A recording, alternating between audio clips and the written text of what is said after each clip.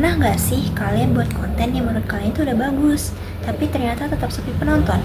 Aku juga pernah, dan ternyata masalahnya bukan pada kontennya, tapi pada cara kita nyusun pesannya.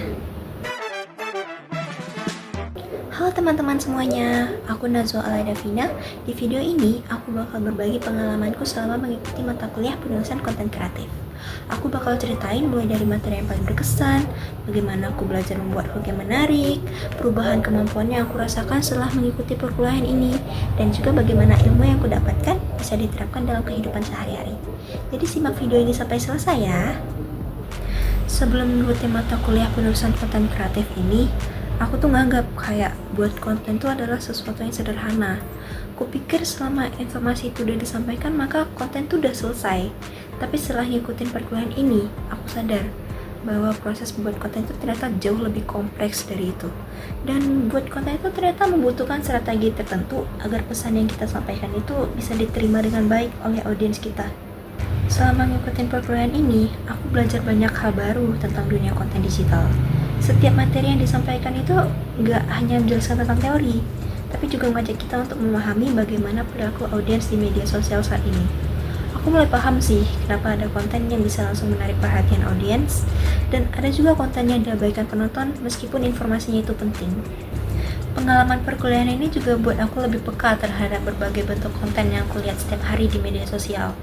Aku jadi terbiasa menganalisis bagaimana sebuah video dibuka, bagaimana pesan disampaikan, dan mengapa audiens bisa bertahan menonton hingga akhir. Bagiku, pengalaman tersebut menjadi salah satu hal yang paling berharga selama mengikuti mata kuliah ini. Dari seluruh materi yang dipelajari, materi yang menurutku tuh paling berkesan adalah tentang konten script. Materi ini membuat aku paham bahwa sebuah konten yang menarik itu harus memiliki struktur yang jelas dan mampu menjaga perhatian audiens dari awal hingga akhir. Aku belajar bahwa bagian paling penting dalam sebuah konten adalah hook. Hook itu adalah kalimat atau bagian pembuka yang bertugas untuk menarik perhatian audiens di beberapa detik pertama. Nah, kalau hook yang digunakan itu tidak menarik, kemungkinan besar audiens akan langsung melewati konten tersebut. Selain hook, aku juga belajar tentang foreshadow, body, sama ending yang saling berkaitan dalam membangun alur cerita sebuah konten. Melalui materi ini aku paham bahwa membuat konten bukan hanya sekedar menulis atau berbicara, tapi juga menyusun strategi komunikasi yang efektif. Nah, materi ini menjadi sangat berkesan karena kita bisa langsung melihat penerapannya dalam berbagai konten yang muncul di media sosial. Kayak misalnya tuh di TikTok, di Reels, sama di YouTube. Kalau dibandingkan antara sebelum dan sesudah mengikuti mata kuliah ini, aku merasa banyak perubahan dalam kemampuanku membuat konten. Sebelumnya ketika membuat caption atau unggahan media sosial, aku biasanya langsung menulis tanpa memikirkan strategi tertentu.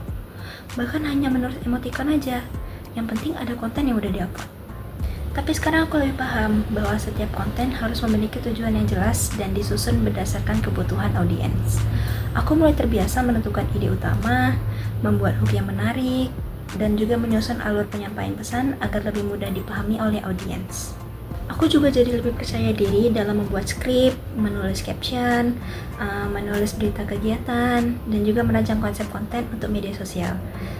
Kemampuan ini menurutku akan sangat berguna, gak hanya selama di kuliah, tapi juga di dunia kerja nantinya.